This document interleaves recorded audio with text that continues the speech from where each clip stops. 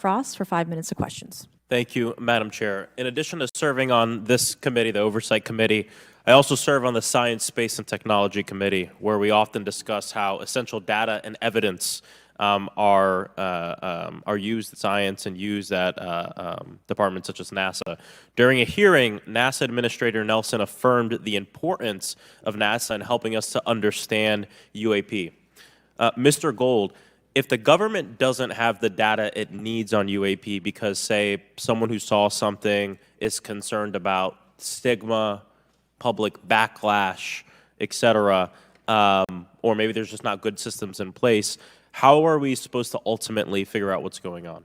Yeah, thank you for the question. And let me compliment Administrator Nelson that there wouldn't have been a UAP independent study team if it wasn't for his leadership and courage. We're talking about data and where we can get data from. As I described, NASA has whole archives of data, much of which I believe will likely have information that will help inform UAP. We need only look.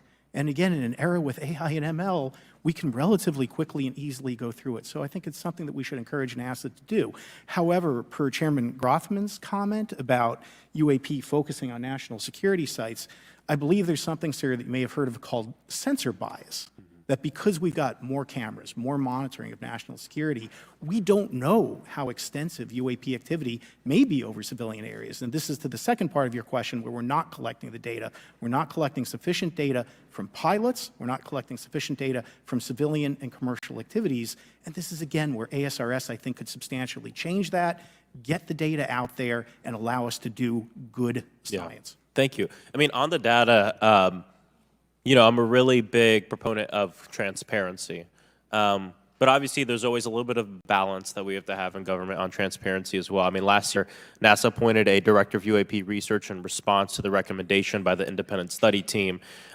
In the final report, there's a quote, "Despite numerous accounts and visuals, the absence of consistent, detailed, and curated observations means we do not presently have the body of data needed to make definite and scientific conclusions about UAP." Can you just talk really quickly about that balance of security and transparency? So I can say, having served at NASA, it is the most transparent organization I've ever been in.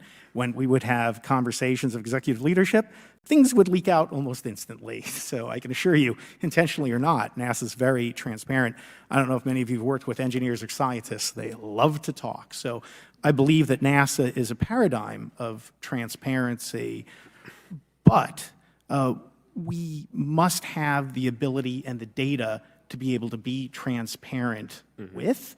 And if we're not gathering that, if we're not looking at it, then we can't bring NASA into the game and get to that good science that you need. You know, it was about a year ago, I was touring a facility with a pretty senior government official. We went by a certain hangar and they said, yeah, that's, you know, a company leases that out. We don't really know what's going on in there.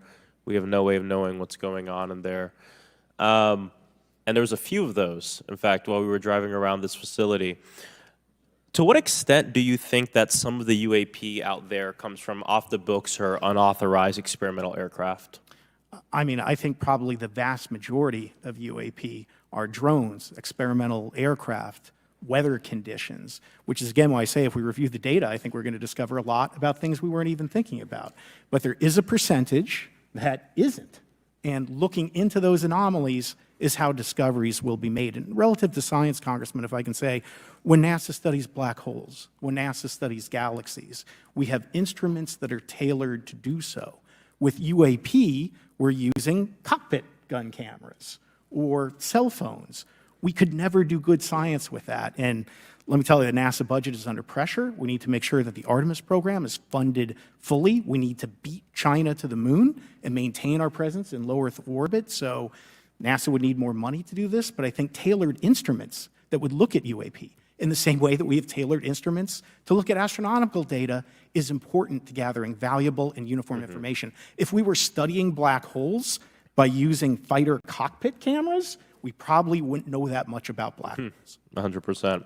Well, I think it's important that federal leaders take the necessary steps to ensure that UAP does not pose threats to the American public as well, and that we have the necessary budgets to collect this data so we can actually see what's going on. And I'm fully supportive of funding the Artemis mission. I think it's very important. Also, a personal note, the pilot is a frat brother of mine. He is a member of the Phi Beta Sigma Fraternity Incorporated, and so I would love to see my fraternity make it to the moon. But Redwire is building the cameras for Artemis, so we will take some pictures of your frat brother and get them. There we go. Thank you so much. I yield back. Thank you.